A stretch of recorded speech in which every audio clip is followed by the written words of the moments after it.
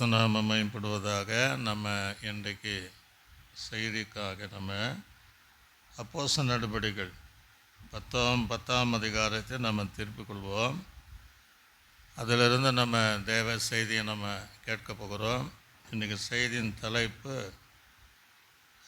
கருணையில் வாழ்வில் ஞானஸ்நானத்துடைய மேன்மை அல்லது ஞானஸ்நானத்துடைய முக்கியம் என்கிற இந்த தலைப்பில் தான் தேவனுடைய வார்த்தை நம்ம கேட்க போகிறோம். முதல் 2 வசனத்தை யாராக வாசிங்க. அப்போஸ்தலர் நடபடிகள் 10ஆம் அதிகாரம் 1-2. இத்தாலியா பட்டாளம் எனப்பட்ட பட்டாளத்திலே நூற்றுக்கு அதிபதியாகிய கொர்நேலியு என்னும் பெயர் கொண்ட ஒரு மனுஷன் செசரியா பட்டணத்தில் இருந்தான். அவன் தேவ பக்தி உள்ளவன். போதும், நம்ம இதோடு நம்ம தியானம் பண்ணுவோம்.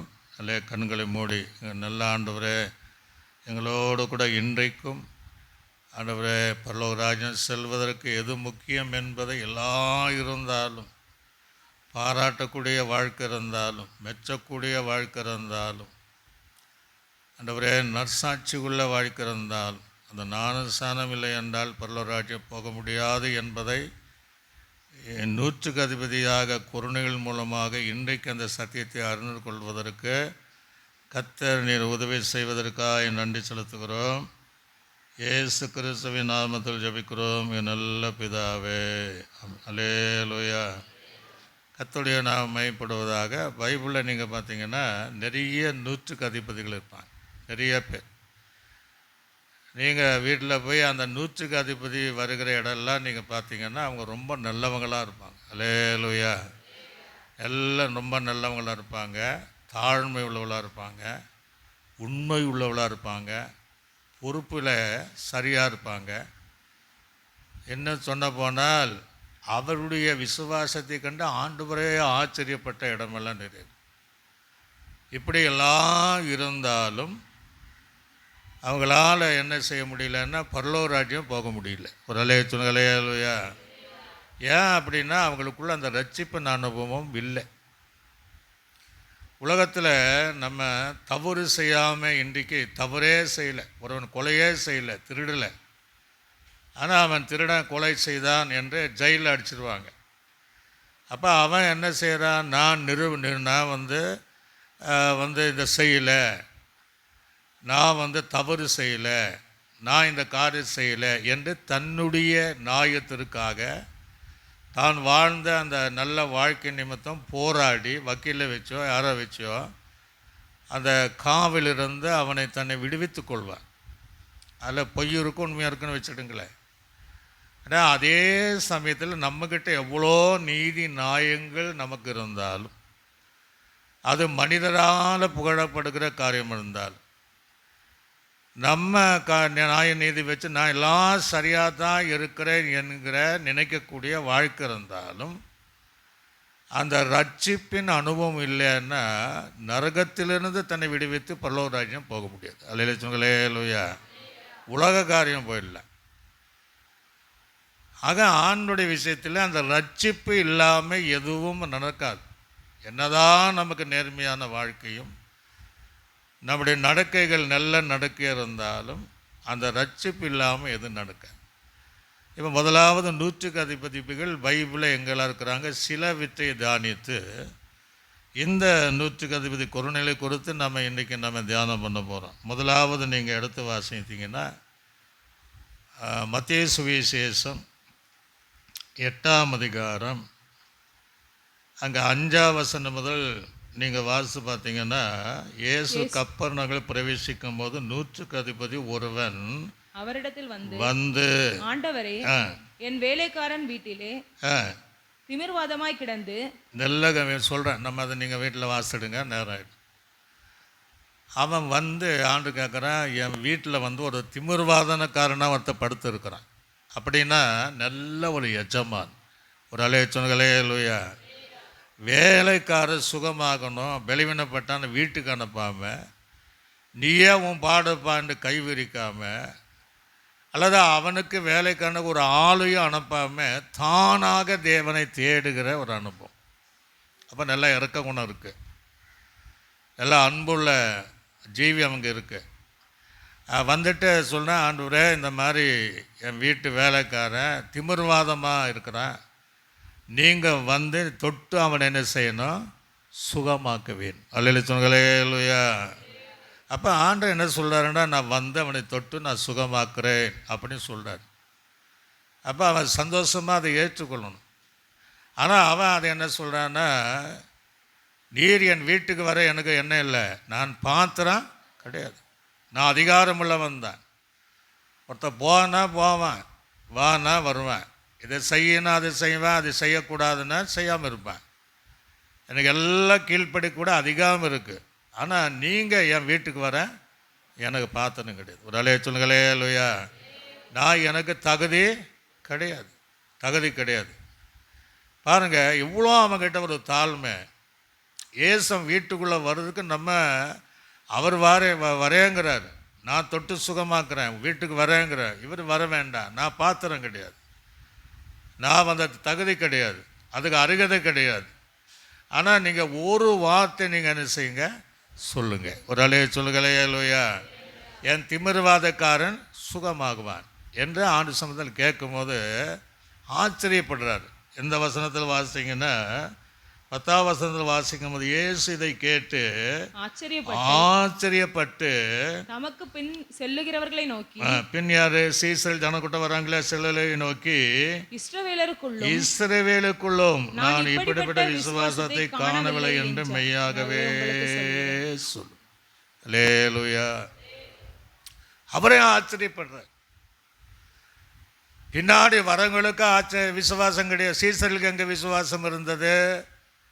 ஆண்டவரே எங்கள் விசுவாசத்தை வர்த்திக்க பண்ண, அப்படி தான் ஜெபம் பண்ணாங்க. ஆண்டவர் அடிக்கடி அற்ப விசுவாசியே அப்படிம்பார், அவ்விசுவாசியேம்பார். ஏன் சந்தேகப்படுகிறாய், ஏன் பயப்படுகிறாய்? ஆனால் இவனுடைய விசுவாசத்தை பார்த்து அவரே ஆச்சரியப்பட்டார். அல்லேலூயா சொல்லுங்களே லூயா. அப்போ இவனை ஆச்சரியப்பட்டாலும் பரலோகராஜ்யம் என்ன செய்ய முடியாது, போக முடியாது. ஆச்சரியப்பட்டார், தேவனையும் ஆச்சரியப்படுறார். பின்னாடி வரங்களை பார்த்து சொல்கிறார், எப்பா இப்படியும் இருக்கிறாங்களா, இப்படியும் விசுவாசம் உள்ளவளாக இருக்கிறார்களா என்று மெய்யாக சொல்லுகிறேன் என்று ஆச்சரியப்பட்டார். அந்த நேரமே அந்த திமிர்வாதம் சுகமானது. ஒரு அலைய சொல்லுங்களே லூயா. அப்போ இங்கே இப்படி இவனை பார்த்தான்னா ஒரு 100% நம்ம கணக்கெல்லாம் பரலோகம் போயிடுவா அப்படின்னு நினைக்கணும். ஆனால் கிடையாது, போக முடியாது. ஆனால் நல்லவங்க, இறக்க குணம் உள்ளவங்க, தாழ்மை உள்ளவங்க, தேவனை தேடி போகிறாங்க. தகுதி இல்லை, நீங்கள் எங்கள் வீட்டுக்கு வர்றதுக்கு அதிகாரம் உள்ளவர்கள். 100க்கு அதிபதினா 100 பேருக்கு தலைவர்கள். ஒரு அலைய சொல்லுங்களேலுயா. அந்த 100 பேர் என்ன சொன்னாலும் கேட்பாங்க. இன்னொரு இடத்துல நீங்கள் இதை நீங்கள் வாசி பார்த்தீங்கன்னா, லூக்காஸ் விசேஷம் 7ஆம் அதிகாரம் 2ஆம் வசனம் முதல் 6ஆம் வசனம் வரைக்கும் நீங்கள் வாசித்தீங்கன்னா, அங்கே 100க்கு அதிபதியாகிய நல்ல கவனிங்க, 100க்கு இங்க ஒரு 100க்கு அதிபதியாகிய ஒருவனுக்கு பிரியமான வேலைக்காரன் வியாதிப்பட்டு, இவனுக்கு வந்து பிரியமான ஒரு வேலைக்காரன் வியாதிப்பட்டு மரண அவஸ்தையா இருந்தான். இவனுக்கு மரண அவஸ்தை. எப்போ மரணம் சம்பவிக்கும்னு தெரியாது. பார்க்காத ட்ரீட்மெண்ட் எல்லாம் பார்த்துருப்பான். இப்போ அவனுக்கு சுகம் இல்லை. ஆனால் இவன் வரல. வாசி பாருங்க, அந்த வாசி பார்த்துங்க. அவன் இயேசுவை குறித்து கேள்விப்பட்டு அவர் வந்து தன் வேலை குணமாக்க வேண்டும் என்று வேண்டிக் கொள்ளும்படி யூதருடைய மூப்பரை அவிடத்தில் அல்லேலூயா. அந்த 100க்கு அதிபதி நேரடியாக பண்ணான். இவன் வந்து யூதருடைய மூப்பர்களை அனுப்பினான். கீழெல்லாம் நீங்கள் வாசி பார்த்தீங்கன்னா, அவங்க போய் சொல்கிறாங்க, இப்படி 100க்கு அதிபதி இருக்கிறான், அவன் வேலைக்கு அவனுக்கு பிரியமான ஒரு வேலைக்காரன் மரணாவஸ்தைப்படுறான், நீங்கள் வந்து சுகமாக வேண்டும் என்று எங்களிடத்தில் கேட்டுக்கொண்டான்னு மூப்பர்கள் எல்லாம் சொல்கிறாங்க. யாருமே அங்கே போக வேண்டாம்னு சொல்லு அப்படின்னு நற்சாட்சி உள்ள மனுஷன்தான். அதுக்கு அவங்க சொல்கிறாங்க, உங்களுடைய ஜனத்தை ரொம்ப நேசிக்கிறவன். ஒரு அலைய சொல்லுங்களே லூயா.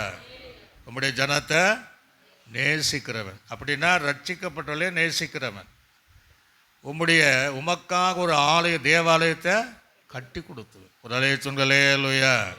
தேவாலயத்தை கட்டி கொடுத்தவன், ஜனங்களை நேசிக்கிறவன். அதனால் பரலோகராஜ்யம் போக முடியாது.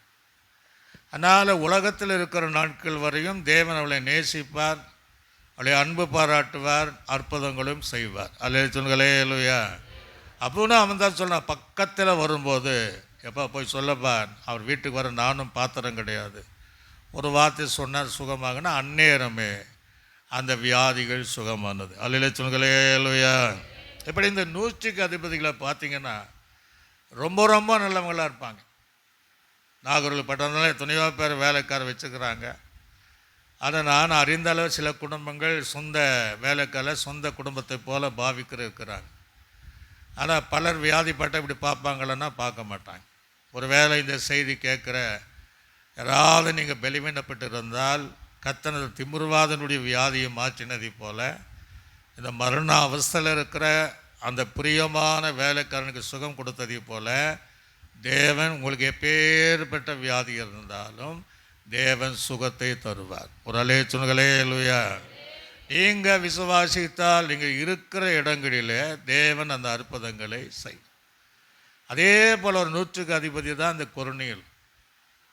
இன்னொரு 100க்கு அதிபதி நீங்கள் பார்த்தீங்கன்னா வேதாகமத்தில் நீங்கள் பார்க்கும்போது எங்கே நம்ம பார்க்கலாம் என்று சொல்லி நீங்கள் பார்த்தீங்கன்னா, அதாவது மார்க் சுவிசேஷம் 15ஆம் அதிகாரம் 44 மத்திய வாசிங்க. முதல்ல மத்திய 27:54 வாசிங்க. மத்தியோ 27:54. 100க்கு அதிபதியும் இங்கே பாருங்க, ஏதாவது இயேசு சிலுவையில் அறையப்படுகிற நேரம், அவர் மரித்து போகிறார். அப்ப 100க்கு அதிபதியும் அவரால கூட இயேசுவை காவல் காத்திருக்கிறவர்களும் பூமி அதிர்ச்சியையும், ஏன்னா அவர் ஜீவனை பூமி அதிர்ச்சியையும் சம்பவித்த காரியங்களெல்லாம் கண்டு மிகவும் பயந்து மெய்யாகவே அந்த 100க்கு அதிபதி மெய்யாகவே இவர் தேவனுடைய குமார் என்று அறிக்கை செய்த 100க்கு அதிபதி. உரளைய சொல்லுங்களேயா. சிலுவைகளை அறையப்படுறதுக்கு அவங்க தான் காரணம். இயேசு சரீரத்தை யாராவது எடுத்து அவங்க தான் காவல் காத்தாங்க. ஆனால் அவன் சொல்கிறான், என்ன சொல்கிறான்னா, இவர் மெய்யாகவே ஜீவனுள்ள தேவனுடைய குமார் என்று அறிக்கை செய்தவன் தான். பேதுரு உயிரோடு இருக்கும்போது, இயேசு உயிரோடு இருக்கும்போது அவனுக்கு ஒரு வெளிப்பாடு, ஜீவனுள்ள தேவனுடைய குமாரன். ஆனால் இவன் இயேசு மரித்த போது இந்த 100க்கு அதிபதி ஒரு அறிக்கை சொல்கிறார், இவர் மெய்யாகவே அந்த ஜீவனுள்ள தேவனுடைய குமாரன். ஒரு அல்லேலூயா. இப்போ இயேசு மரித்த செய்தி பிலாத்துக்கு போகுது.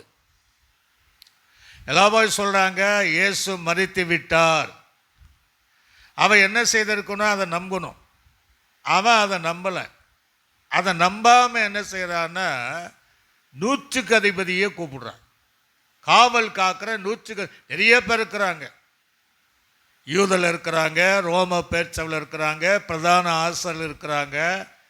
எல்லாரும் இருந்தாலும் யாரையும் கூப்பிடல. இந்த 100க்கு அதிபதியை கூப்பிடுறாங்க. அதுதான் இந்த வசனத்தில் வாசிக்கும் போது மார்க் சுவிசேஷம் 15ஆம் அதிகாரம் 44-45 வாசிங்க. அவர் இத்தனை சீக்கிரத்தில் கேட்கிறார், அவர் இத்தனை சீக்கிரத்தில் மரித்து போனாரா என்று பிலாத்து ஆச்சரியப்பட்டு சொல்றாங்க. ஆனா ஆச்சரியப்பட்டு 100க்கு அதிபதியை அழைப்பித்து யார கூப்பிடுறான், நம்பலன்னு அர்த்தம். ஆச்சரியப்படுறான்.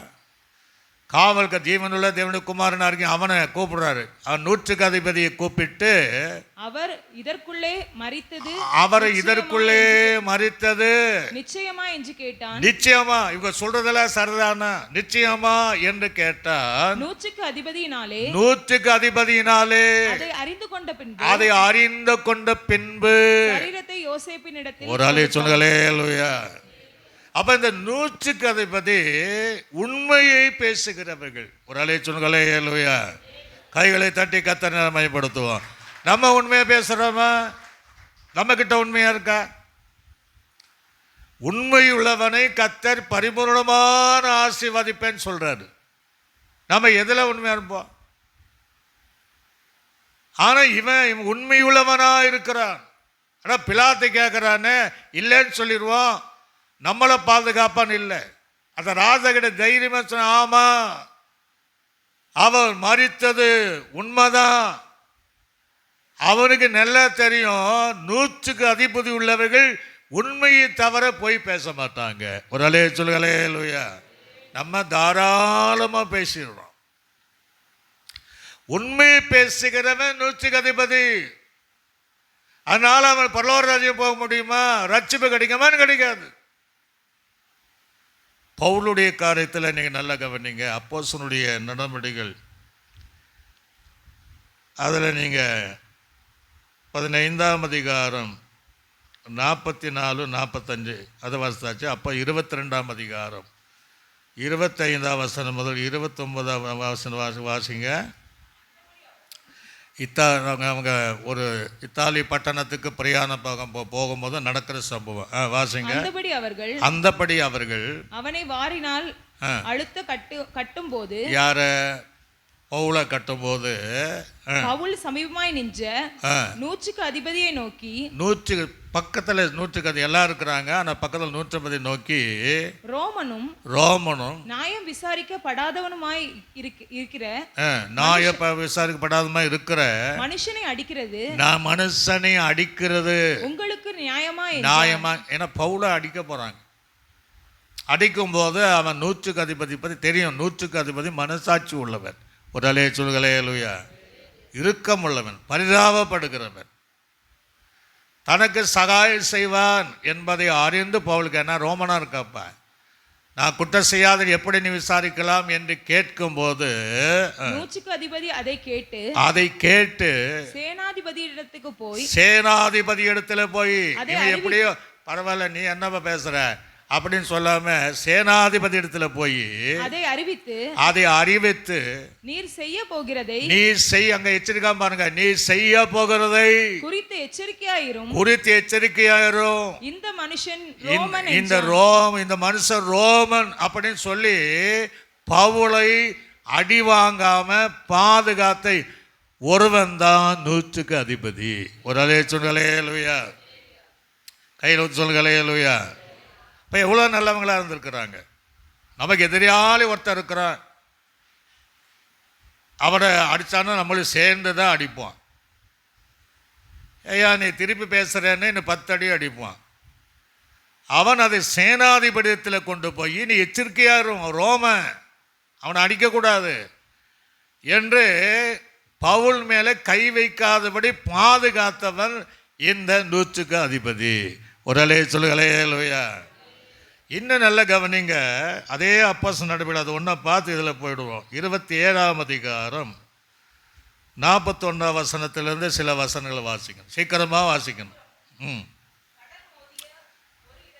கடல் மோதியில் ஒரு இடம், அந்த நங்கூர் மோதிய இடத்துல கப்பலை தட்ட வைத்தார்கள்.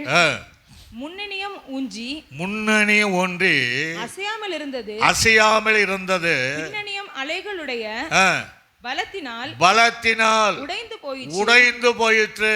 அப்பொழுது காவல் பண்ணப்பட்டவர்களின் ஒருவனும் நீந்தி வெளியே தப்பி போகாதபடிக்கு அவர்களை கொன்று போட வேண்டும். யாரு? பவுலை எல்லாம் சேர்ந்து கொன்று போடும்படிக்கு போர் சேவகர்கள் யோசனையா இருந்தாங்க. 100க்கு அதிபதி ஆனா இதை தடுத்து நிறுத்துறான் பாருங்க. 100க்கு அதிபதி பவுலை காப்பாற்ற மனதா இருந்தான். ஒரு அலே சொல்லலே லூயா. சத்தமா சொல்லலே லூயா. பவுலை காப்பாற்ற மனதாய் இருந்து அவர்களுடைய யோசனைகளை தடுத்து நீந்தத்தக்கவர்கள் முந்தி கடலில் விழுந்து கரையேறவும் மற்றவர்களில் சிலர் பலகையின் மேலும் சிலர் கப்பல் துண்டுகளின் மேலும் போய் கரையேறவும் கட்டளையிட்டான். எல்லாரும் பவுலை கொலை செய்ய வேண்டும் என்று கூட்டத்தின் நடுவில் இந்த 100க்கு அதிபதி பவுலையும் சேர்ந்த கூட்டத்தையும் பாதுகாத்தவன். அல்லேலூயா. ஒரு பரிசுத்தவானை பாதுகாத்தவன். இன்னைக்கு எத்தனை தேவ பிள்ளைகள் பரிசுத்தவனுடைய பாதுகாக்க நம்ம ஜெபம் பண்றோம். நம்ம சபையில் எல்லாம் நல்லா சில சபைகளில் பார்த்தீங்கன்னா பரிசுத்தவான்களுக்கு எதிராகத்தான் இருக்கிறாங்க. வார்த்தையினாலே கொலையே செய்து விடுவார்கள். நல்லே சொல்களே லூயா, சத்தமாக சொல்களே லூயா. ஆனால் இவன் எங்கே போய் நிறுத்தணும்? ஆனால் அந்த நூற்றுக்கு அதிபதி பவுலை கொன்று போடாதபடி பாதுகாத்தவர். அல்லே சொல்களே லூயா. ஒவ்வொரு தேவ பிள்ளையும் தங்கள் கொடுக்கப்பட்ட சபையினுடைய ஊழியருக்காக பாதுகாப்புக்காக அதிகமாய் ஜெபிக்கிறவளாய் இருக்க வேண்டும். அல்லே சொல்களே லூயா. இப்போ இந்த நூற்றுக்கு அதிபதி, இந்த கொர்நேலியு என்கிற நூற்றுக்கு அதிபதி பார்த்தீங்கன்னா 2வது வசனத்தில் வாசிக்கும் போது அவன் தேவ பக்தி உள்ளவனும். அல்லே சொல்களே லூயா. எப்படிப்பட்டவன்? தேவ பக்தி. நீங்க நமக்கு அந்த பக்தி இருக்கா? கடைசி நாள வேதம் சொல்கிறது பக்திகள் அற்று போகிற ஒரு காலம் அப்படின்னு பைபிள் இருக்கு. அந்த நாள் இருந்த பக்தி இன்னைக்கு இருக்கானா? கிடையாது.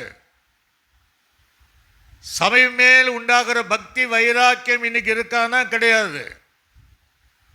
அவர் சுயரத்தினால் சபையின் மேல பக்தி இருக்கானா? கிடையாது.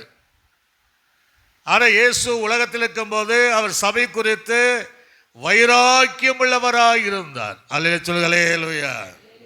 ஆக நீங்களும் நானும் எப்படி இருக்கணும்? பக்தி உள்ளவளாக இருக்க வேண்டும். ஆக இவன் பக்தியா இருந்தாலும் பரலோகம் போக முடியாது. ரட்சிப்பின் அடையாளம் கிடையாது, ரட்சிப்பின் அனுபவம் இல்லை. ஆனால் பக்தி உள்ளவனாக இருக்கிறார். நம்ம பக்தி எப்படி இருக்கு? ஒசியாவின் தீர்க்கதரிசி புஸ்தகத்தில் வாசிக்கும் போது சீக்கிரமாய் வசனத்திற்கு 6ஆம் அதிகாரம் 4ஆம் வசனத்தை வாசிங்க. எப்ராயிமே, உனக்கு என்ன செய்வேன்? உனக்கு என்ன செய்வேன்? யூதாவே, யூதாவே, எபிரேயாமே, யூதாவே, உனக்கு என்ன செய்வேன்? உனக்கு என்ன செய்வேன்? உங்கள் பக்தி, ஆண்டு சொல்றார், உங்கள் பக்தி காலையில் காணும் மேகத்தை காலையிலே காணப்படுகிற மேகத்தை போலவும் விடியற் காலையில் தோன்றும் விடியற் காலத்தில் தோன்றும் பனியை போலவும் ஒளிந்து போகிறது. ஒரு அலே துணலையா. காலையிலே மேகம் தோன்று போக போக மேகம் கலைந்து போவதை போல, மேகம் மறைந்து போவதை போல நம்ம பக்தி இருக்கா. வெயில் பட்ட உடனே பனிகள் கரைந்து போவதை போல நம்முடைய பக்தி இல்லாமல் போகும் என்று எழுதியிருக்கிறார். ஆனா இவன் எப்படிப்பட்டவன்? பக்தி உள்ளவன். அல்லே சொல்லுங்களே லூயா. பக்தி உள்ளவனை கர்த்தர் தமக்காக என்ன செய்தாரா? தெரிந்து கொண்டார். நம்ம பக்தியின் வேஷத்தை தான் எல்லாரும் பக்தியின் வேஷத்தை என்ன சேர்ந்துதான் சொல்றேன். பக்தி உள்ளவளாக இருக்க வேண்டும். அல்லே சொல்லுங்களே லூயா. தாவீது சொல்லும்போது 86ஆம் சங்கீதம் 2ஆம் வசனத்தில் வாசிக்கும் போது அவன் என்ன சொல்றான்னு பாருங்க. சங்கீதம் 86:2. சீக்கிரமா வாசிங்க. 86:2. என் ஆத்துமாவை காத்தருளும் காத்தருளும், நான் பக்தி உள்ளவன், நான் பக்தி உள்ளவன். நம்மால் சொல்ல முடியுமா? நான் பக்தி உள்ளவன் என்று சொல்ல முடியுமா? அல்லது அவர்தான் சொல்வாரா?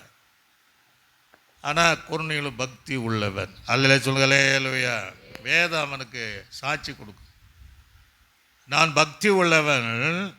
வாசிங்க, வாசித்து முடிங்க. உம்மை நம்பி இருக்கிற உமது அடியேனை நீர் ரட்சியும். பக்தி உள்ளவன், அதனால என்ன ரட்சிங்க. ஒரு அலையச்சொன்களே இல்லையா. ஆனா இவனை வேதம் அவன் சொல்லல, கர்த்தருடைய வேதம் சொல்கிறது கொர்நேலியு என்கிறவன் பக்தி உள்ளவன். பரலோக ராஜ்யம் உங்களை பார்த்து, என்னை பார்த்து, கேட்கிற உங்களை பார்த்து நீங்க பக்தி உள்ளவர்கள் என்று சொல்ல முடியுமா? கர்த்தரால் அந்த சாட்சியை நாம் பெற்றுக்கொள்ள முடியுமா? அல்லது நம்முடைய மனசாட்சி நான் பக்தி உள்ளவன் என்று அறிக்கை சாட்சி சொல்ல முடியுமா?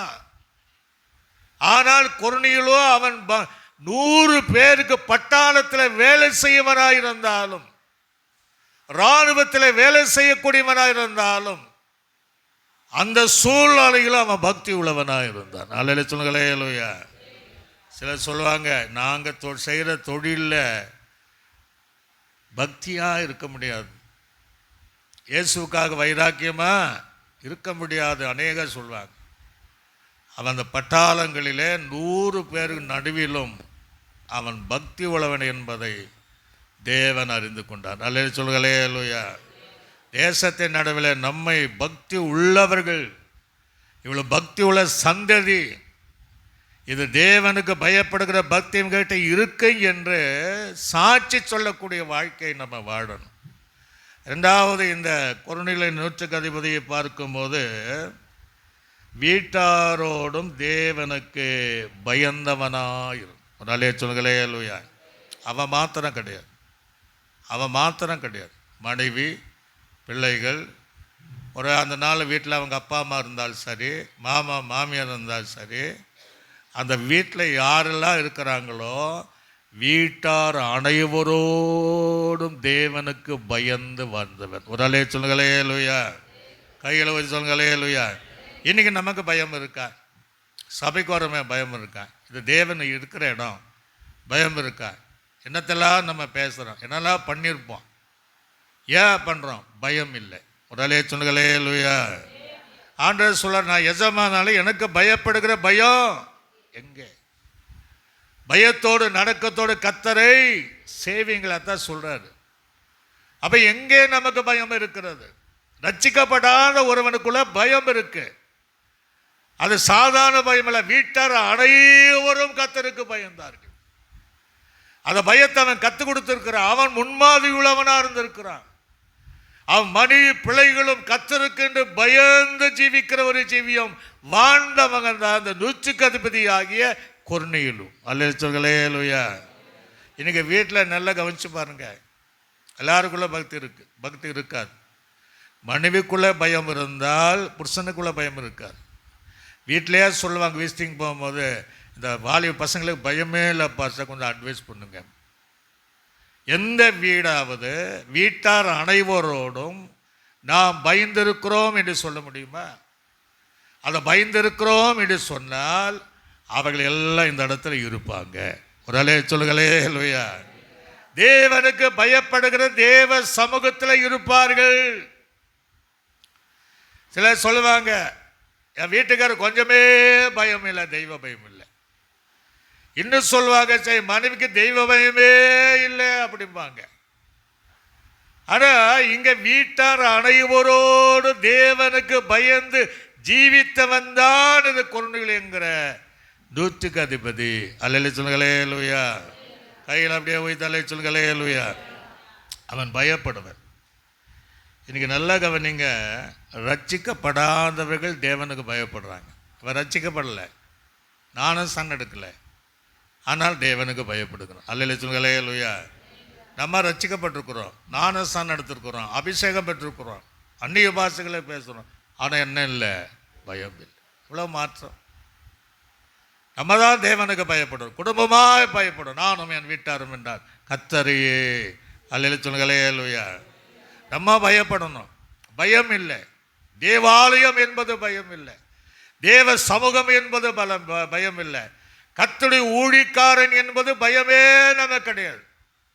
ஆனா இவன் வீட்டார் அனைவரோடு தேவனுக்கு பயந்தவன். அல்லேலூயா சொல்லுங்களே. அல்லேலூயா. கைகளை உயர்த்தி சொல்லுங்களே. அல்லேலூயா. நீங்க இந்த சாமுவேலுடைய நாட்களில் அவன் வயதாகும் போது ராஜா வேணும்னு கேட்டாங்க. அப்போ கர்த்தரால் ஒரு அடியாளம் நடந்தது. அப்போ அங்கே ரட்சிக்கப்படாத ஒரு கூட்டம் சொல்கிறாங்க. எடுத்து வாசித்து பாருங்க. 1 சாமுவேல் எழுதின புஸ்தகம் 12ஆம் அதிகாரம் 19ஆம் வசனமும் 18ஆம் வசனத்தையும் 19ஆம் வசனத்தை வாசித்து பார்த்தா, சாமுவேல் கர்த்தரை நோக்கி, இப்போ அவங்க ராஜாவேன்னு கேட்டாங்க. இப்போ சாமுவேல் கர்த்தரை நோக்கி விண்ணப்பம் பண்ணினான். அன்றைய தினமே கர்த்தர் இடி முழக்கங்களையும், அன்றைக்கு என்ன பண்ணாரு? இடி முழக்கத்தையும் மழையும் கட்டளையிட்டார். அப்பொழுது ஜனங்கள் எல்லாரும் கர்த்தருக்கும் சாமுவேலுக்கும் மிகவும் பயந்து. ஒரு அலை சொல்லுங்களே. அல்லேலூயா. கர்த்தருக்கு பயப்படுகிறவன் கர்த்தருடைய ஊழியக்காரனுக்கு பயப்படுவான். அல்லேலூயா சொல்லுங்களே. அல்லேலூயா. கர்த்தருடைய ஊழியக்காரருக்கு பயப்படுகிறவன் கர்த்தருக்கும் பயப்படுவான். அல்லேலூயா சொல்லுங்களே. அல்லேலூயா. இப்போ தேவனுக்கும் கர்த்தருக்கும் அந்த ஊழியக்காரனுக்கு பயந்து சாமுவேலை பார்த்து நாங்கள் சாகாதபடிக்கு அப்போ அந்த என்ன நாங்கள் சாகா பயம் வந்தாச்சு, நாங்கள் சாகாதபடிக்கு. உம்முடைய தேவனாகிய கர்த்தரிடத்தில். எங்க தேவன் சொல்லல, நல்ல கவனிங்க. கர்த்தருடைய பிள்ளைகள் கிடையாது, எங்க தேவன் என்று சொல்லு. அப்படி என்ன சார், நம்முடைய தேவன் இடத்துல கேளு. உம்முடைய தேவனாகிய கர்த்தரிடத்தில் உம்முடைய அடியாருக்காக விண்ணப்பம் செய்யும். நாங்கள் செய்த எல்லா பாவங்களோடும் எங்களுக்கு ஒரு ராஜா வேண்டும் என்கிற பாவம் பெரிய பாவம். ஒரு அலே சொல்களே. ஆக அவங்க தேவனுக்கு பயந்தார்கள். ரட்சிக்கப்படாத கூட்டம் உம்முடைய தேவனிடத்தில் எங்களுக்காக அடியனுக்காக வேண்டிக் கொள்ளும் என்று அந்த ஊழியனுக்கும் பயந்தாங்க, கர்த்தருக்கும் பயந்தார்கள். ஒரு அலே சொல்களே. பயப்படணும்னா அடிக்கடி சொல்வேன், ஏதோ ஒரு பேயை கண்டு பயப்படுற மாதிரி அல்ல, பயபக்தியாக இருக்குவேன். நல்ல சொல்களே. அதுதான் தேவன் விரும்புகிறார். நிறைய இடத்துல அது கிடையாது. ஊழியர்களை நிறைய பேர் மதிக்கிறதே கிடையாது. அதான் பயப்படுகிற அனுபவம். அல்ல சொல்களே. சில வீட்டிலலாம் போகும்போது அப்படியே பாஸ்டர் வர்றாருன்னா அந்த பயங்கள் கதவை திறந்ததில் தரன்னா அவங்களுக்குள்ள ஒரு தெய்வ பயம். அல்ல சொல்களே. இதே சம்பவத்தை இன்னொரு இடத்துல கூட நம்ம பார்க்க முடியும். எங்கே யோனாவுடைய ஜீவிதத்தில் 1ஆம் அதிகாரம் 15ஆம் வசனம் 16ஆவது வசனத்தில் அவன் தேவனை கீழ்ப்படியாமல் கூலி கொடுத்து தர்சீசுக்கு நினைவேக்கு போனான் இல்லையா? அப்போ எல்லாத்தையும் தூக்கி வீசி பார்த்தாங்க, ஒன்றும் முடியல. கடைசி என்ன தூக்கி வீசுனா வாசி பாருங்க. 1:15. யோனாவை எடுத்து சமுத்திரத்திலே போட்டு விட்டார்கள். சமுத்திரம் தன் மும்முரத்தை விட்டு அமர்ந்தது. அப்பொழுது அந்த மனுஷர் கர்த்தருக்கு மிகவும் பயந்து. ஒரு ஆளே சொல்களே. அவர்கள் வேற தேவர்களை வணங்குகிறவர்கள். அவங்க சாமியை கூப்பிடுவோம் என்று கப்பலிலே பிரார்த்தனை பண்ணினவர்கள். இதை கண்டவுடனே அவர்கள் கர்த்தருக்கு பயந்து பலி செலுத்தி தேவனை ஆராதித்தார்கள். ஒரு அலே சொல்களே. அந்த பயம் நமக்கு இருக்கணுங்கிறாரு. எங்க பயம் இருக்கணுமோ அங்க பயம் இல்லை, எங்க பயம் இருக்கக்கூடாதோ அங்க பயம் இருக்கிறது. ரட்சிக்கப்பட்ட தேவ பிள்ளைகளுக்குள்ளாக குடும்ப வாழ்க்கையில சபையில பயம் இருக்கணும். ஆனா ரட்சிக்கப்படாத இடத்துல ரட்சிக்கப்படாத சூழ்நிலையிலே அவர்களுக்குள்ளாக அந்த பயம் வைத்திருக்கிறார். அதனால அவங்களும் ரட்சிக்கப்பட முடியாது. நாம் பயப்படாததுனால நம்மளும் பரலோகம் போய் முடியாது. அல்லேலூயா. அவன் வீட்டார் அனைவரும் தீர்மானம் பண்ணுங்க, நானும் என் வீட்டார் அனைவரும் இனி வரும் நாட்களில் கர்த்தருக்கு பயந்து ஜீவிக்கணும். அல்லேலூயா. இந்த பயம்தான் நமக்கு பரலோகராஜ்யம் கொண்டு போய்.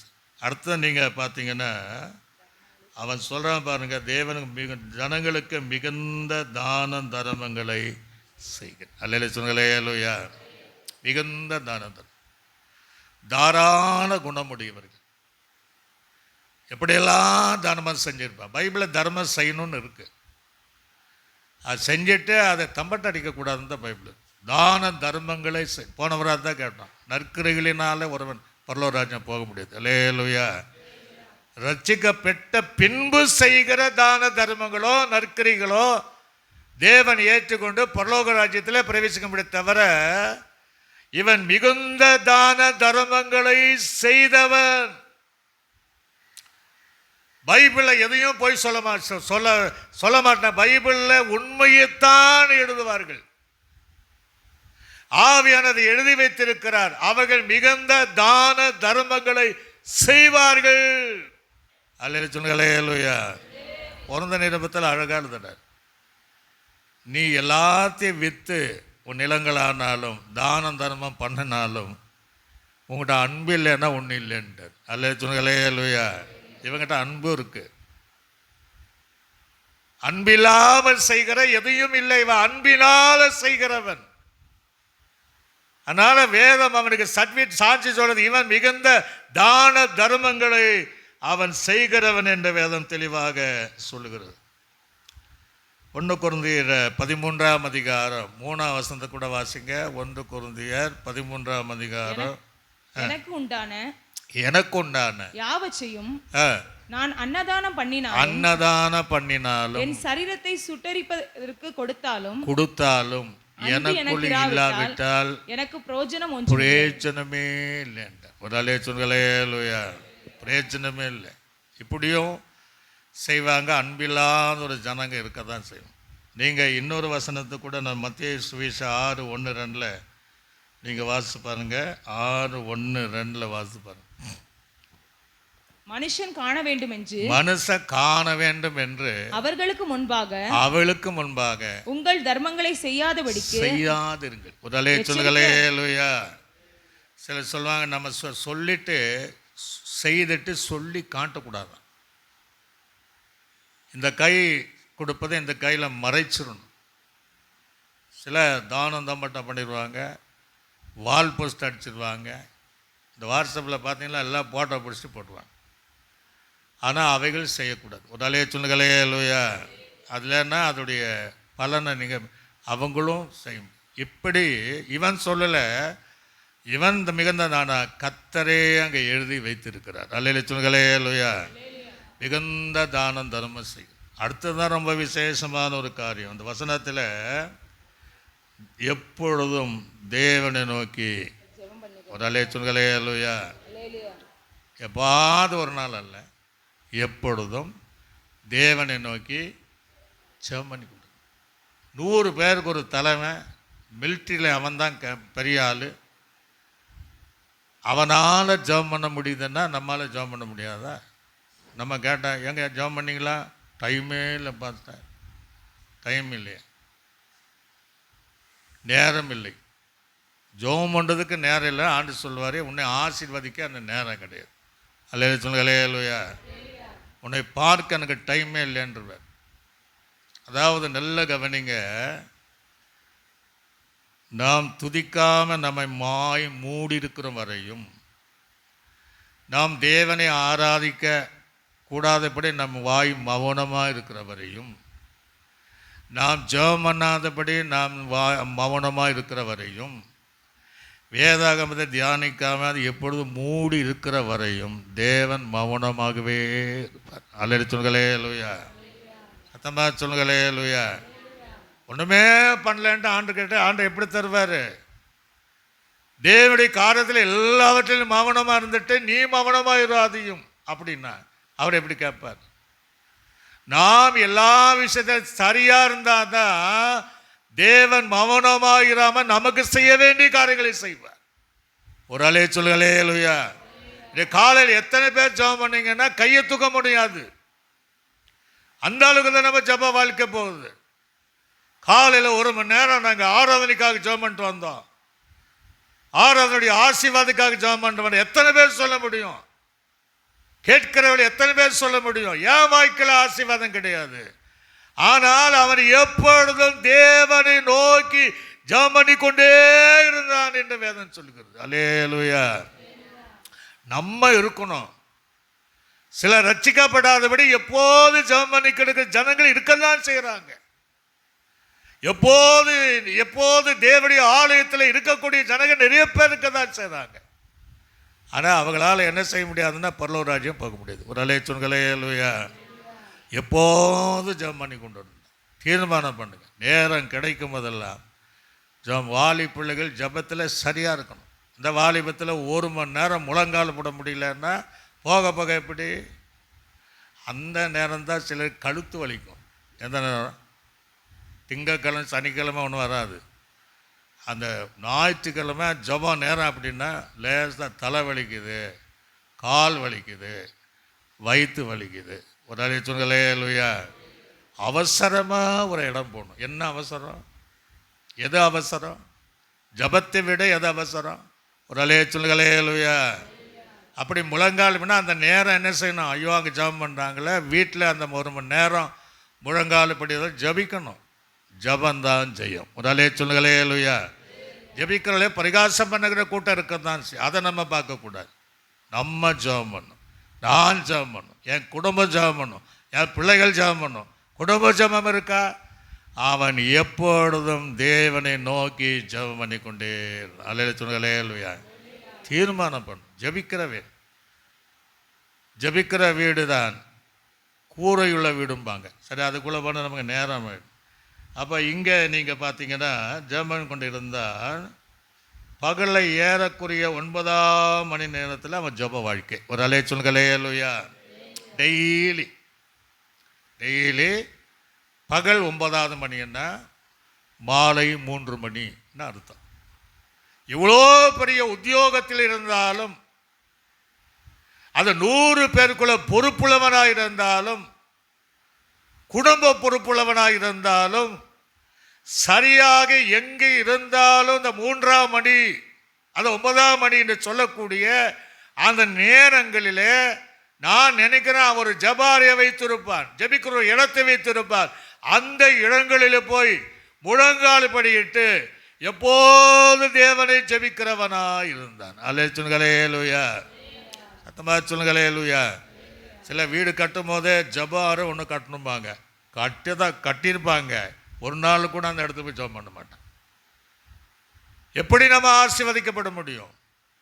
இவன் தேவனை ரட்சிக்கப்படாதவன், ஞானஸ்நானம் எடுக்காதவன், எப்போது அந்த நேரத்தில் ஜெபம் பண்ணி கொண்டே இருந்தான். இன்னைக்கு எத்தனை பேர் உபவாசம் கொடுத்து வரோம்?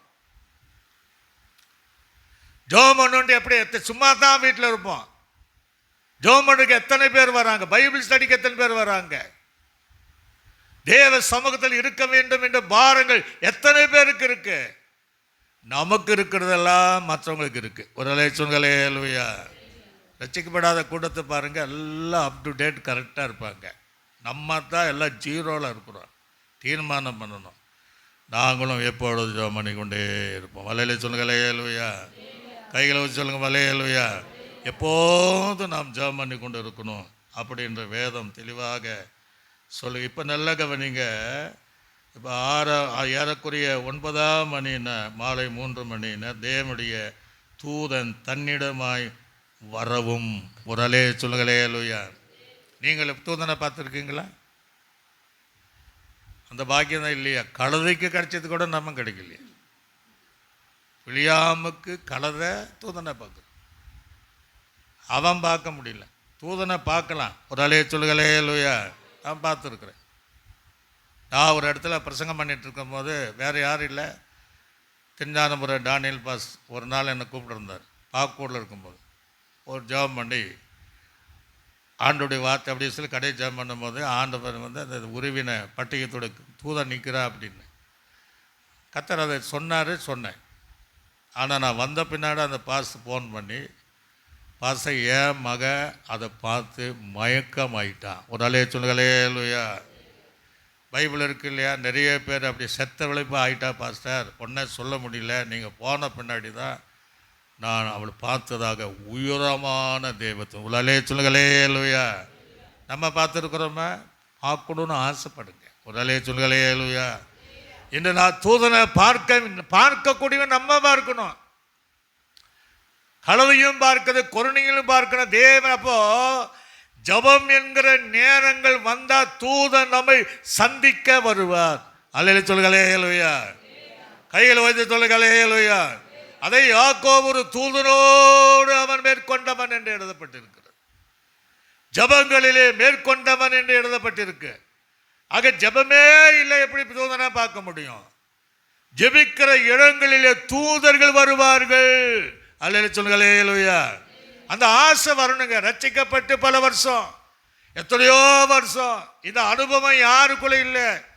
நம்ம தேவனை தரிசிக்க முடியல, பார்க்க முடியலன்னா எவ்வளவு துர்பாக்கியமாய் நம்ம இருக்கிறோம். ரட்சிக்கப்படாத ஜனங்க தூதலை பார்க்குறாங்க, எல்லாம் பார்க்குறாங்க, ஆனால் நம்மளால பார்க்க முடியல. தீர்மானம் பண்ணணும், நானும் பார்க்கணும். அல்லேலூயா சொல்லுங்களே அல்லேலூயா. சத்தமாக சொல்லுங்களே அல்லேலூயா.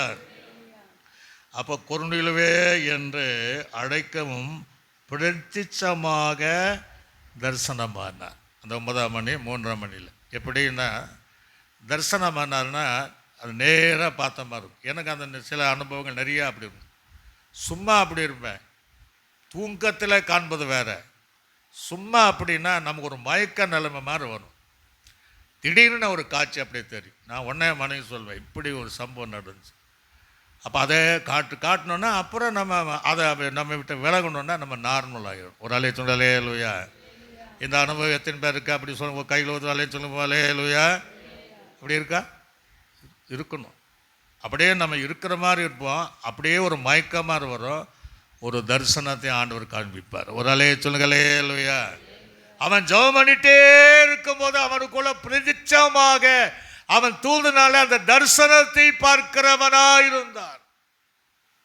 ஆனால் தரிசனத்தை பார்த்தாலும் பரவராஜ் என்ன செய்ய முடியாது, போக முடியாது. அதுதாங்க மெயின் காரியம். சரி, சொல்லுவாங்க, எல்லா கிட்ட ஜெபம் பண்ணுறோம், தேவனுக்கு பயப்படுகிறோம், தேவ பக்தியில் இருக்கிறோம், ஜெபம் பண்ணுறோம், தரிசனத்தை பார்க்கிறோம், சொப்பனத்தை பார்க்கிறோம், தேவன் எங்களுக்கு வெளிப்பாடு தருகிறார் என்று சொன்னாலும் ரட்சிப்பின் அடையாளம் இல்லாமல், ஞானஸ்நானம் இல்லாமல் பரலோக ராஜ்யம் போக முடியாது. ஒரு அலே சொன்னங்களே, அல்லேலூயா. அப்படி அங்கே சொல்கிறார் பாருங்க. அதுக்கு பின்னாடி அவன் உச்சு பார்க்க, தூக்கத்தில் கிடையாது, இருந்த நிலைமையில உப்பு பார்க்கணும்.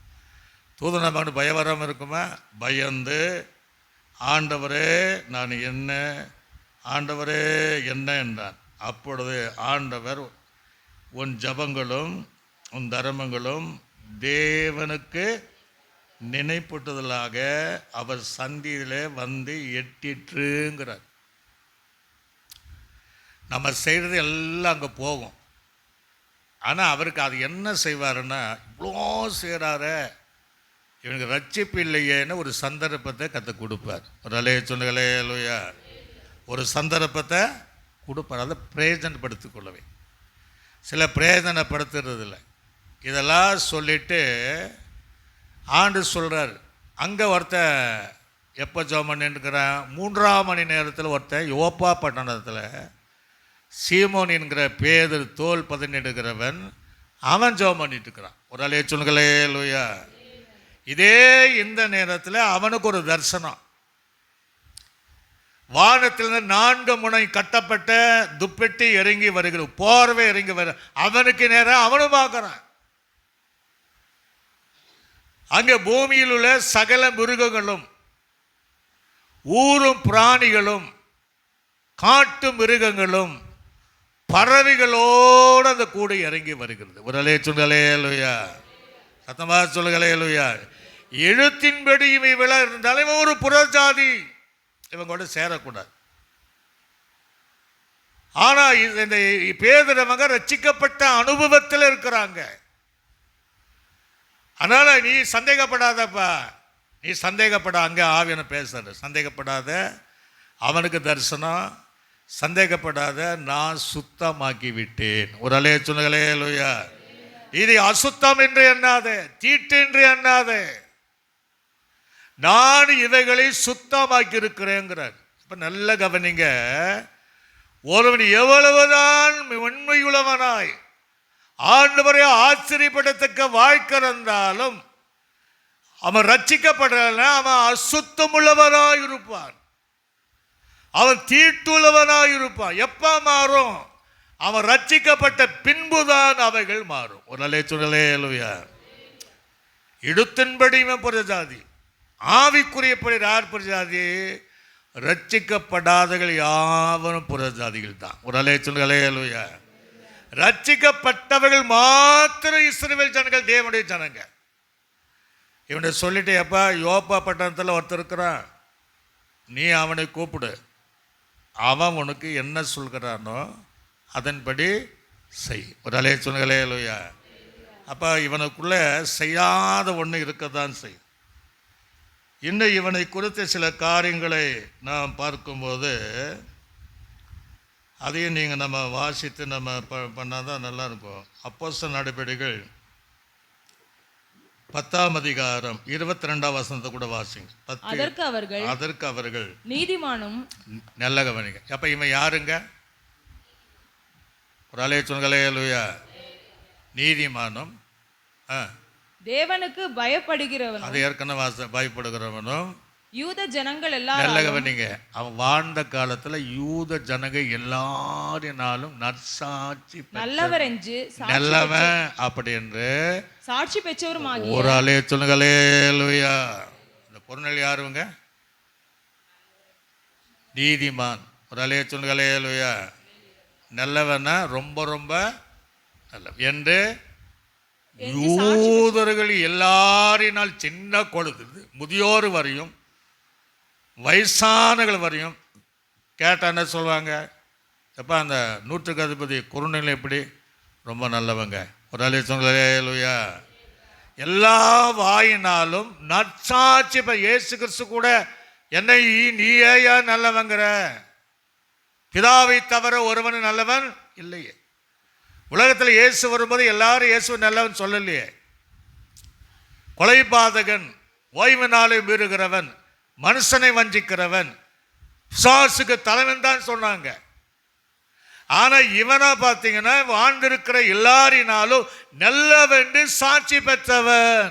கைகளை தட்டி கர்த்தரை நாம் மகிமைப்படுத்துவோம். நம்மை குறித்து சபையில சொல்ல முடியுமா? குடும்பங்களில் சொல்ல முடியுமா? நல்லவன் சொல்ல முடியும்? ஐயோ அவங்கள ரொம்ப கெட்டவங்க. இந்த பொண்ணு பார்க்குற விஷயத்தில் போவாங்க. ஒரு பொண்ணு பார்க்க போகிறோம், எங்கே வந்தீங்கன்னு கேட்பாங்க. ஆனால் அந்த பொண்ணு நல்லா தான் இருக்கும். போய் அங்கே வந்துட்டீங்களா?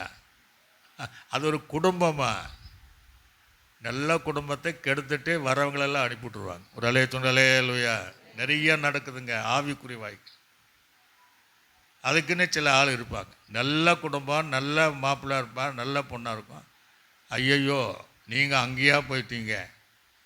நல்லவங்களுக்கு கூட கெட்டவங்கன்னு சொல்லக்கூடிய ஒரு காலம். அலையா இந்த கொர்நில அந்த ஊரில் போய் ஐயா இந்த கொர்நில எங்கே இருக்க பார்க்க வந்திருக்கோம். அப்படியா, நீங்கள் போங்க, அவர் எப்போதும் ஜெர்மனிட்டு போகிறாங்க போயிருக்கலாம். ஒரு அலையா ஒரு என்ன தேவையோ அவர் தருவார். நல்லவர், அவர் நீதிமான், மிகுந்த தனம்பரங்களை செய்வார், உங்களுக்கு வேண்டியது சொல்வார் என்று யூத ஜனங்க எல்லாருனாலும் நல்லவன் என்று சாட்சி பெற்றார்.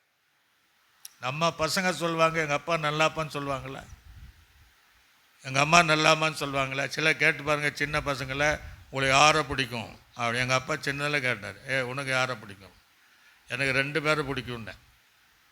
எங்கள் அப்பா நீ அங்கே தனியாக நெல் அப்படின்னு எங்கள் அண்ணனை கூப்பிட்டார். அப்போ எங்கள் அப்பா ட்ரிங்க்ஸ் அடிப்பார். உனக்கு அப்பா வேணும், எனக்கு அப்பா வேணும், அப்போ நீ இந்த பக்கம் நெல். எங்கள் தம்பியை கூப்பிட்டாங்க, உனக்கு யாரா? நான் அப்பா தான். அப்போ பயந்துட்டு, அப்போ நீ இந்த பக்கம் நெல். எங்கள் அப்பா புரிஞ்சுக்கிட்டார், இது 2 பேர் லாக்கி கிடையாது, இவன் ஒருத்தன் தான் கரெக்டு. ஒரு அலையா அப்படி நம்ம நல்லவர்கள் என்று நம்ம மாறி மாறி சொல்லும்போது கர்த்தர் மகிமைப்படுவார். அலையா சத்தமாக சொல்லுங்களேயா. அதே அப்போஸ்தலர் நடவடிக்கைகள் 10ஆம் அதிகாரம் 30ஆம் வசனத்தை வாசிங்க. அதற்கு கொர்நேலியு 4 நாளைக்கு முன்னே இந்நேரத்திலே நான் உபவாசிக்கிறவன்.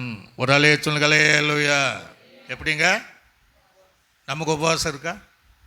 எத்தனை பேர் உபவாசத்துக்கு வர்றான்? சாப்பிட்டாது வரலாம், அதுக்கும் வர மாட்டான். நன்றாக உபவாசிக்கிறவள். யார் உபவாசிக்கணும்? ரட்சிக்கப்பட்ட தேவ பிள்ளைகள் உபவாசிக்கணும். குடும்பத்திற்காக, ஊழியத்திற்காக, தேச ரட்சிப்பதற்காக, அழிந்து போகிற ஜனங்களுக்காக, நம்முடைய பிள்ளைகளுக்காக, வேலைகளுக்காக, கடன் பிரச்சனை மாறுவதற்காக நாம் உபவாசித்து ஜெபிக்கிற நம்ம அமைதியா இருக்கிறோம். ஆனால் ரட்சிக்கப்படாத கூட்டமோ எத்தனையோ நாள் உபவாசம் இருக்கிற 100க்கு அதிபதி கொர்நேலியு போல இருக்கிற கூட்டம் இருக்கத்தான் செய்யுது. அலையா ஆனால் இத்தனை இருக்கு. ஆனால் அவங்ககிட்ட என்னத்தான் இல்லைன்னா ரட்சிப்பு கிடையாது. அதனால் கர்த்தர் ஒரு சந்தர்ப்பத்தை கொடுக்குறாரு. இவனை எப்படியாவது ரட்சிக்கணுமே, பரலோகராஜ்யம் வரணுமே அப்படின்னு சொல்லிட்டு நீ போப்பா அப்படின்னு. இவன் 2 பேரையும் தன்னிடத்தில் வேலை செய்கிற தனக்கு பிரியமான ஒருவர் 3 பேரை அனுப்புகிறான். ஒரு அலையா. அப்போ அங்கே ஆண்டவரை ஏற்கனவே அடையாளம் சொல்லிட்டார். சொன்ன உடனே நீ சந்தேகப்படாமல் போய்டுன்ட்டார். அவன் சிலரை கூப்பிட்டு வரான். அவன் எத்தனை பேர் கூப்பிட்டு வரான்னு எழுதப்படலைன்னா, ஆனால் 6 பேரை கூப்பிட்டு வரணும். ஏன் கூப்பிட்டு வரணும்னா, அந்த சங்கத்தில் கொஸ்டின் சாட்சி வேணும் இவனுக்கு. இதெல்லாம் நடந்தது உண்மை, கர்த்தர் தரிசனத்தை உண்மை, எங்கள் கூப்பிட்டது உண்மை என்று சொல்லக்கூடிய 6 சாட்சிகளை அவன் கூப்பிட்டு வரான். ஒரு அலையா யூதர்கள் அந்த பழக்கத்தை வைத்திருந்தான். அந்த கூட்டு வரும்போது எதுக்கு வந்தீங்கன்னு கேட்கும்போது இப்படிலாம் சொல்லிட்டு சந்தேகப்படாமல் வரேன். ஆனால் கொர்நேலியு என்ன பண்ணுறான்னா தன் வீட்டார் அனைவரோடும் அந்த பேதருக்காக தேவ சமூகத்தில் காத்திருப்பதைப் போல காத்திருந்தார்கள். ஒரு அலே சொல்லுங்களே லூயா, சத்தமாக சொல்லுங்களே லூயா. வெயிட் பண்ணாங்க. இன்றைக்கி நம்ம எப்படி இருக்கிறோம்? ஊழியர்கள் வரும்போது காத்திருக்கிறோமா? காத்திருக்கிறாங்க, பேசி பேசி இருப்பாங்க. ஒரு அலே சொல்லுங்களே லூயா. தேவனை மகிமைப்படுத்தி கொண்டு இருக்கணும். ஊழியர்கள் வருவதற்கு முன்பாக தேவ பிள்ளைகள் சபையில் வந்து தேவனை துதித்துட்டு இருக்கணும், தேவனை மகிமைப்படுத்தி கொண்டு இருக்கணும். வந்த உடனே இந்த கொர்நேலியு என்ன பண்ணான்னா பேதுருடைய பாதத்தில் விழுந்தார்.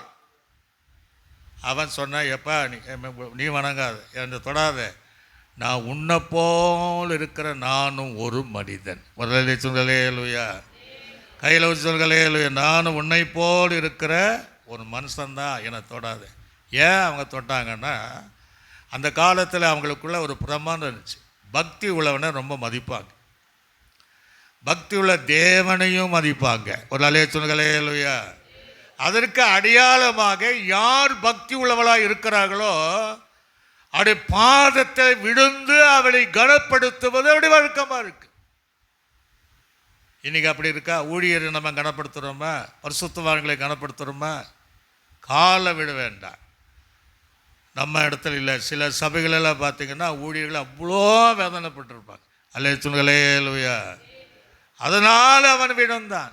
கேட்குறான், இப்படியெல்லாம் நீங்கள் என்ன சொல்ல போகிறீங்க? அப்போ தான் அந்த வாக்கியத்தை அவன் கிட்டத்தட்ட அந்த வசனத்தை எங்கேருந்து எடுக்கிறான்னா அங்கே 34 வசனத்திலிருந்து இயேசு கிறிஸ்துவை குறித்ததான செய்தியை 44வது வசனம் வரை நம்ம அது போனால் நிறைய நேரம். இயேசு பட்சபாதம் இல்லாதவர், பிதாவாகிய தேவன் அவனுடைய பரிசுத்தாவின் வல்லமையினால் நிரப்பினார். 38 எழுதுகிற அவர் நன்மை செய்தவராய் உலகம் முழுவதுமாக சுற்றி திரிந்தார். அல்லேலூயா சொல்லுங்களே அல்லேலூயா. அவர் மரணம் உயிர்த்தெழுதலை அவர் எதற்காக வந்தார் என்பதை அந்த உபதேசங்களை சொல்லி கடைசியாக அவன் செய்து கொடுக்கிற நேரங்களில் தான் பரிசுத்த ஆவியானவர் கொர்நேலியு குடும்பம் அத்தனை பேரும் அபிஷேகப்படுத்தினார். ஒரு அல்லேலூயா அல்லேலூயா.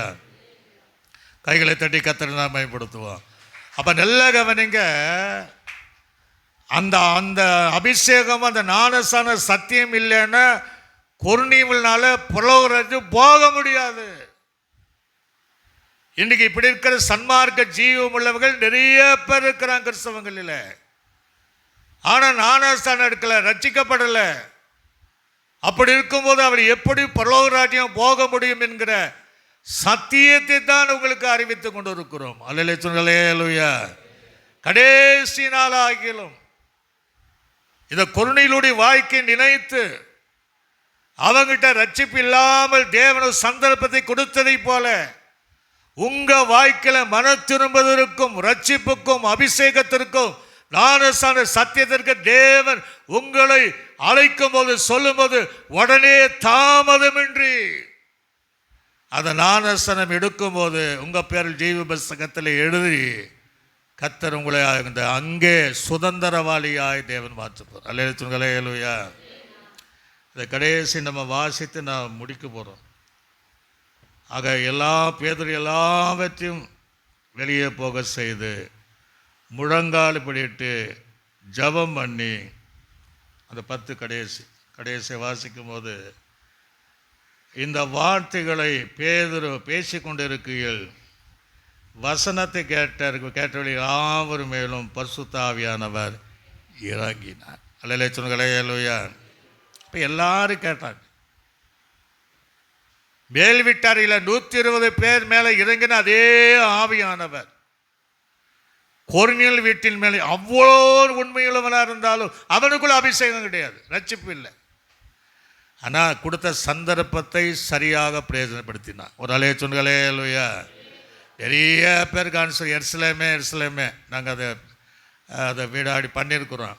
அதை எத்தனை முறை கோழி தன் குஞ்சுகளை சேர்த்து அனைத்துனை மனதாக இருந்தேன். ஒரு அல்லேலூயா. ஆனால் நிறைய விஷயம் நமக்கு சந்தர்ப்பம் கொடுத்துருக்கிறார். அங்கே சொல்லும்போது பரிசுத்த ஆவியை இறங்கினார்.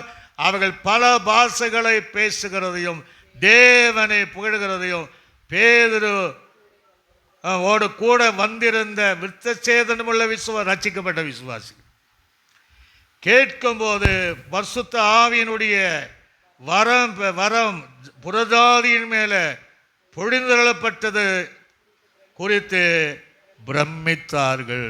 அல்லேலூயா சொல்லுங்க, அல்லேலூயா. அது எழுத்தின்படி ஆவிக்குரியபடியும் ஞானஸ்நானம் எடுக்காதவன் ரட்சிக்கப்படாதவன் புறஜாதியே. ஒரு சொல்லுங்க, அல்லேலூயா. நம்ம கூட ஒரு நாள் புறஜாதியை தான் இருந்தோம். ஒட்டப்பட்ட ஒளிவு மரத்தை போல தேவன் நம்ம ஒட்ட வச்சார். அதே போல் இன்றைக்கு நிறைய பேர் இருக்கிறார். கர்த்தர் அவளை அழைக்கிறார். அல்லேலூயா சொல்லுங்க, அல்லேலூயா. இந்த சத்தத்துக்கு செவி கொடுக்கும்போது அதுக்கு பின்னாடி பாருங்கள், அப்படி பேதுரு நம்மை போல பரிசுத்தாவி பெற்ற இவர்கள் ஞானஸ்நானம் பெறாதபடி எவனாகிலும் தண்ணீரை விலக்கலாமா என்றார். உடலே சொல்லுங்களே, அல்லேலூயா.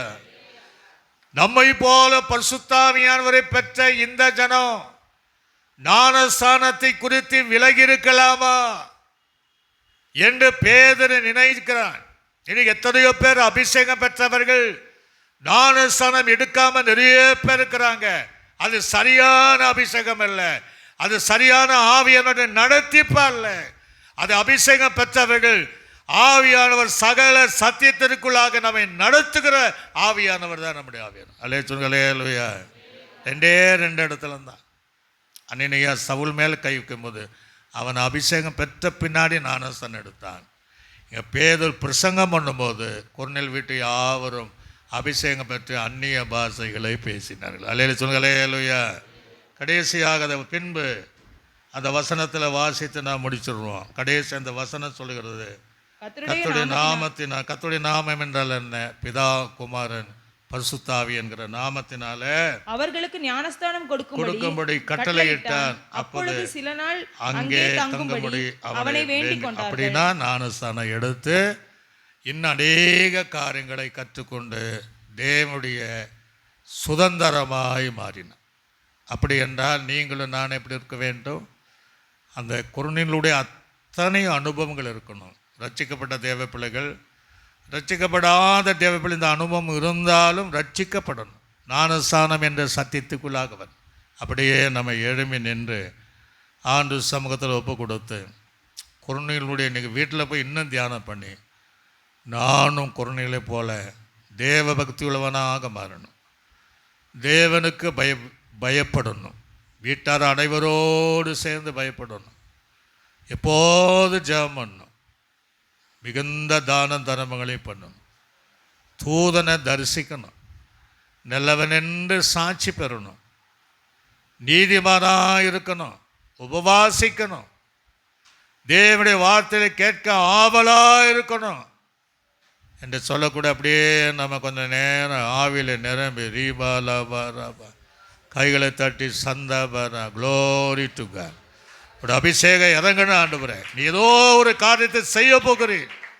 அது எங்களுக்கு மறைக்கப்பட்டிருந்தாலும் அது வெளிப்படும் போது இதற்காகவா என்று சொல்லத்தக்க அது அபிஷேக நிறைவு ஒவ்வொரு மேலும் ரீபா பாபா பாபா சந்தாபாரா க்ளோரி ஈகாலாபா இதை கேட்கிற யாவரு மேலும் இந்த வல்லமை இறங்கும் போது அது எப்பேற்பட்ட பெலிவினங்கள் வியாதிகள் ஆனாலும் இப்பொழுது சரீரத்தை விலகி போவதாக எண்ணுகிறோம். இந்த சத்தியத்தை கேட்கிற, சத்தியத்துக்கு அர்ப்பணிக்கிற, தங்களை ஒப்பு கொடுத்திருக்கிற அந்த ஜனத்தின் மேல் இருக்கிற எல்லா தீராத வியாதிகளையும் சாபங்களையும் இயேசுவின் நாமத்தில் விலகி போவதாக எண்ணுகிறோம். அப்படி செய்வதற்காக மெய்சோத்திரம். இயேசு கிறிஸ்துவின் நாமத்தில் ஜெபிக்கிறோம் நல்ல பிதாவே. ஆம். என் ஆத்துமாவே கர்த்தரே, என் முழுவலுமே பரிசுத்த நாமத்தை என் ஆத்துமாவே கர்த்தரே, கர்த்தர் செய்த சகல ஆமாம். கர்த்தராகிய பிதாவாகிய தேவனுடைய அன்பும் பரிசுத்தாவியனுடைய அன்னிய ஐக்கியம் சந்தோஷ சமாதானம் நம் அனைவரோடும் சகல பரிசுத்தவங்களோடும் ஆண்டவராக இயேசு கிறிஸ்து வருக பரிந்தோம் சதா நாட்கள் என்றைக்கும் நம்மோடு கூட இருப்பதாக. ஆமாம். அல்லேலூயா, அல்லேலூயா, அல்லேலூயா. கர்த்தர் உங்களை யாவரையும் ஆசீர்வதிப்பார்.